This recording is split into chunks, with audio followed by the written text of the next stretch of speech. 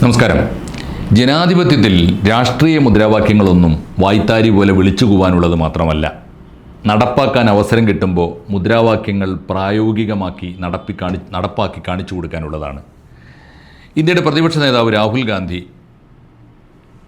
ഈയിടെ കാണിച്ച രണ്ട് മാതൃകകൾ ഒടുവിലത്തേത് ഇന്നലെയാണ്. ഇന്നലെ കോൺഗ്രസ് സൗത്ത് ഇന്ത്യ എന്ന് പറഞ്ഞുകൂടെങ്കിലും മധ്യ ഇന്ത്യയിൽ നിന്ന് താഴോട്ട്, മധ്യ ഇന്ത്യയിൽ നിന്ന് കോൺഗ്രസ്സിന് ഭരണമുള്ള രണ്ട് സംസ്ഥാനങ്ങളാണ്. ഒന്ന് തെലുങ്കാനയിലെ മുഖ്യമന്ത്രി കോൺഗ്രസ് നേതാവ് രേവന്ത് റെഡ്ഡിയാണ്. മറ്റൊന്ന് കർണാടക മുഖ്യമന്ത്രി തീർച്ചയായിട്ടും സിദ്ധരാമയ്യയാണ്. ഈ രണ്ട് സംസ്ഥാനങ്ങൾ ഭരിക്കുന്നത് കോൺഗ്രസ്സാണ്.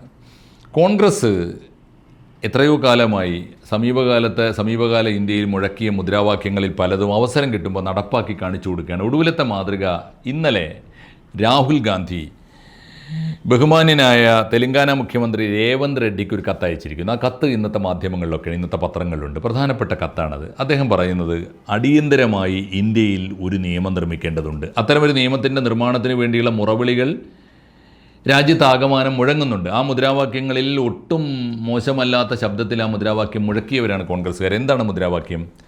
രാജ്യത്ത് ഈ ദളിതുകളും ആദിവാസികളും വർണ്ണവിവേചനം അല്ലെങ്കിൽ കൃത്യമായ ജാതി വിവേചനത്തിന് ഇരയാകുന്നത് ഏറ്റവും കൂടുതൽ നമ്മുടെ ക്യാമ്പസുകളിലാണ്.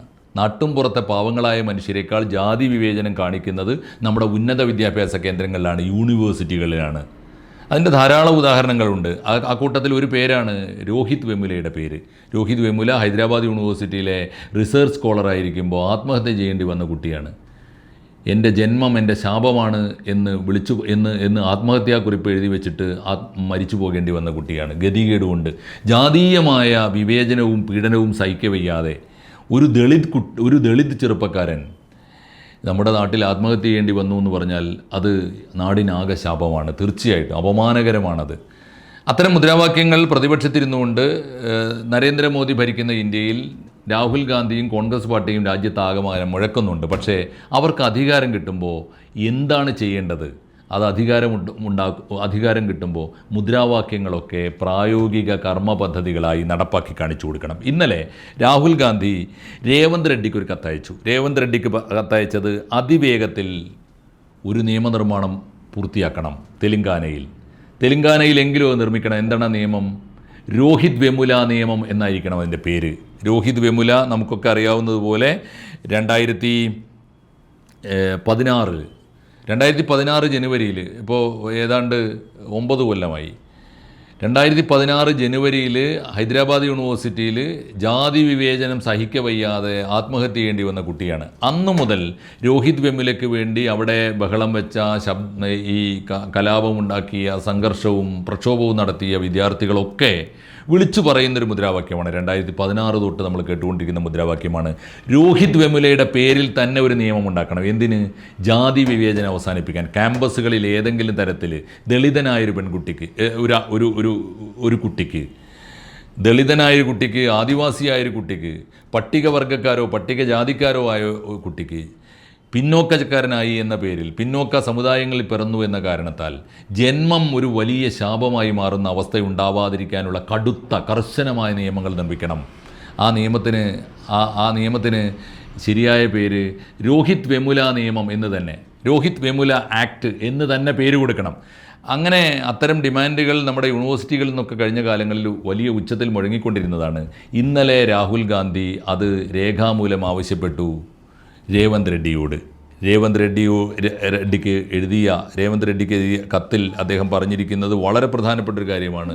ഇന്നും പ്രിയപ്പെട്ട രേവന്ത് റെഡ്ഡി, ഇന്നും ലക്ഷക്കണക്കിന് ദളിതുകളും ആദിവാസികളും ഈ രാജ്യത്ത് ജാതി വിവേചനം അനുഭവിക്കുന്നത് നാണക്കേടല്ലേ? എനിക്ക് മാത്രമല്ല, നിങ്ങൾക്കും നമുക്കൊക്കെ നാണക്കേടല്ല? ഈ രാജ്യത്തെ മുഴുവൻ മനുഷ്യർക്കും നാണക്കേടല്ലേ? അതുകൊണ്ട് രോഹിത് വെമുലയുടെ പേരിൽ നിയമം നിർമ്മിക്കണ്ടേ എന്ന് അദ്ദേഹം ചോദിച്ചിരിക്കുന്നു. ആ കത്തിൽ അടിയന്തരമായി നടപ്പാക്കണം എന്നാവശ്യപ്പെട്ടിരിക്കുന്നു. രാഹുൽ ഗാന്ധിയുടെ കത്ത് കോൺഗ്രസ് മുഖ്യമന്ത്രിമാർ ഗൗരവമായി എടുക്കുമെന്നതിൻ്റെ സാക്ഷ്യപത്രം കർണാടകയിൽ നിന്നാണ്. കർണാടകയിലെ അദ്ദേഹം എല്ലായിടത്തും കർണാടക മുഖ്യമന്ത്രി സിദ്ധരാമയ്യക്ക് കത്തയച്ചിരുന്നു. സിദ്ധരാമയ്യക്കും ഈ കത്തയച്ചു. സിദ്ധരാമയ്യ ഗൗരവമായിട്ടെടുത്തു. സിദ്ധരാമയ്യ പറഞ്ഞു, രോഹിത് വെമുലയുടെ പേരിൽ തന്നെ അങ്ങനെ ഒരു നിയമം അടിയന്തരമായി കർണാടക അസംബ്ലി നിർമ്മിക്കും എന്ന് അടയാളപ്പെടുത്തിയിട്ടുണ്ട്. അത് എന്ന് അദ്ദേഹം ഉറപ്പ് വരുത്തിയിട്ടുണ്ട്. ഏറ്റവും ഒടുവിൽ ഈ കത്ത്, പ്രധാനപ്പെട്ട കത്ത്, കാവ്യാത്മകമായ കത്താണ്, മനോഹരമായ കത്താണ്. രാഹുൽ ഗാന്ധി തൻ്റെ പാർട്ടിയിലെ തെലങ്കാന മുഖ്യമന്ത്രിയായ രേവന്ത് റെഡ്ഡിക്ക് എഴുതിയ കത്ത് അവസാനിക്കുന്നത് അംബേദ്കറുടെ വിഖ്യാതമായ ഒരു കൊട്ടേഷനോട് കൂടിയാണ്. അംബേദ്കറുടെ വിഖ്യാതമായ ഒരു പ്രസ്താവനയുടെ ഒരു ഭാഗം അംബേദ്കർ കുട്ടിയായിരുന്ന കാലത്ത് പറയുന്നൊരു കാര്യം ഇതാണ്. അദ്ദേഹം പറയുന്ന ഒരു കാര്യം ഉറപ്പാണ്. ഇനി ഒരു അംബേദ്കർക്ക് ഒരു കാലത്തുണ്ടായ അനുഭവം നമ്മുടെ കാലത്ത് രോഹിത് വെമുലക്കുണ്ടായി. രോഹിത് വെമുലക്ക് മാത്രമല്ല, പായൽ താദ്വിക്കും ദർശൻ സോളങ്കിക്കും ഉണ്ടായി. ഇനി അത്തരം അനുഭവങ്ങൾ ഈ രാജ്യത്ത് ആർക്കും ഉണ്ടായിക്കൂടാ. അതിനുവേണ്ടി നിയമം നിർമ്മിക്കണം എന്നാണ് കത്ത് അവസാനിപ്പിക്കുന്നതിന് മുമ്പ് അംബേദ്കർ തൻ്റെ കുട്ടിക്കാലത്തുണ്ടായ ഒരു അനുഭവം എഴുതി വെച്ചത് കോട്ട് ചെയ്തുകൊണ്ട് അതപ്പടി പകർത്തിക്കൊണ്ടാണ് രാഹുൽ ഗാന്ധിയുടെ കത്ത് അവസാനിക്കുന്ന. കത്ത് ഇങ്ങനെയാണ്: ഞാൻ തൊട്ടുകൂടാത്തവനാണെന്ന് എനിക്ക് മനസ്സിലായി. അംബേദ്കർ സ്കൂളിൽ ചെന്ന് ഇരുന്നപ്പോൾ തന്നെ മനസ്സിലായി. ഞാൻ ആദ്യമായി സ്കൂളിൽ ചെന്ന ദിവസം തന്നെ എനിക്ക് മനസ്സിലായി ഞാൻ തൊട്ടുകൂടാത്തവനാണ്, ഞാൻ അൺടച്ചബിളാണ് എന്നെനിക്ക് മനസ്സിലായി. തൊട്ടുകൂടാത്തവർ എങ്ങനെയാണ്, ഏതെല്ലാം തരത്തിലാണ് അപമാനിക്കപ്പെടുന്നത്, വിവേചനം നേരിടുന്നത് എന്ന് എനിക്ക് മനസ്സിലായി. പെട്ടെന്ന് ഞാൻ മനസ്സിലാക്കിയത് എങ്ങനെയാണ്, ക്ലാസ്സിലെ റാങ്ക് പ്രകാരം എൻ്റെ സഹപാഠികളായ മറ്റു കുട്ടികളോടൊപ്പം അവരോടൊപ്പം അലിഞ്ഞു ചേർന്ന് ഒന്നിച്ചു ചേർന്ന് ഒട്ടിച്ചേർന്ന് ഇരിക്കേണ്ട ഞാൻ, അതിനുവേണ്ടി കൊതിച്ച ഞാൻ, എനിക്ക് അവരോടൊപ്പം ഒരു ബെഞ്ചിൽ ഒരുമിച്ചിരിക്കാനുള്ള അവസരമുണ്ടായില്ല. എന്നെ കൊണ്ടുപോയിട്ട് ഒരു മൂലയ്ക്ക് ഒറ്റക്കിരുത്തി എൻ്റെ ക്ലാസ് മുറിയിൽ. കാരണം എന്താണെന്ന് എനിക്ക് പെട്ടെന്ന് മനസ്സിലായി.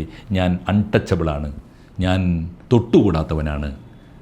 തൊട്ടുകൂടാത്തവൻ്റെ ഗതി എന്താണ് എന്ന് അന്നേ എനിക്ക് മനസ്സിലായി എന്ന് അംബേദ്കർ 1956 അദ്ദേഹം മരിക്കുന്നത് വരെ അംബേദ്കർക്ക് അത് ബോധമുണ്ടായിരുന്നു. ആ ബോധം നമ്മെ നയിക്കേണ്ടതല്ലേ? ഇനി ഒരു അംബേദ്കർക്കുണ്ടായ അനുഭവം, ഒരു രോഹിത് വെമുലക്കുണ്ടായ അനുഭവം മറ്റൊരാൾക്കും ഇല്ലാതെ പോകേണ്ടതല്ലേ എന്ന കത്താണ്, നവോത്ഥാനപരമായ അടയാളമുള്ള കത്താണ് ഇന്ത്യയുടെ പ്രധാനമന്ത്രി ഇന്ത്യയുടെ 2 മുഖ്യമന്ത്രിമാർക്ക് എഴുതിയിരിക്കുന്നത്. ഇത് ആ 2 മുഖ്യമന്ത്രിമാർക്ക് മാത്രമല്ല. ഇന്ന് നമ്മൾ തിരിച്ചറിയേണ്ടത്, കത്തയച്ചത് പ്രതിപക്ഷ നേതാവല്ലേ, കോൺഗ്രസ് നേതാവല്ലേ, കോൺഗ്രസ് മുഖ്യമന്ത്രിമാർക്കല്ലേ, അത് അവർ നടപ്പാക്കിക്കൊള്ളട്ടെ എന്നല്ല വിചാരിക്കേണ്ടത്. ഇത്തരത്തിൽ സങ്കുചിതമായ രാഷ്ട്രീയത്തിനപ്പുറമായി ഇത്തരം നിയമനിർമ്മാണങ്ങൾ കർണാടകയിലും തെലങ്കാനയിലും നടന്നാൽ അതിൻ്റെ സത്ത ഉൾക്കൊണ്ടുകൊണ്ട് ഈ നാട്ടിൽ എല്ലാ മുഖ്യമന്ത്രിമാരും ഇത്തരം നിയമം നിർമ്മിക്കാൻ രാഹുൽ ഗാന്ധി അല്ലേ എന്ന് പറഞ്ഞത് എന്ന് വെച്ചിട്ട് അതിനെ അവഗണിക്കുകയല്ല. ഈ മാതൃക രാജ്യത്തിൻ്റെ പുരോഗതിയിൽ ഏറ്റവും മൗലികമായ സാമൂഹ്യ നീതിയുടെ അടയാളമാണ് എന്ന് മനസ്സിലാക്കി തെലങ്കാനയും കർണാടകയും നിർമ്മിക്കാൻ പോകുന്ന ഈ നിയമം രാജ്യത്തെ എല്ലാ സംസ്ഥാനങ്ങളും മാതൃകയാക്കേണ്ടതാണ് എന്ന് യാതൊരു സംശയവുമില്ല. ആർക്കും സംശയിക്കാനുള്ള സാഹചര്യവുമില്ല. നന്ദി, നമസ്കാരം.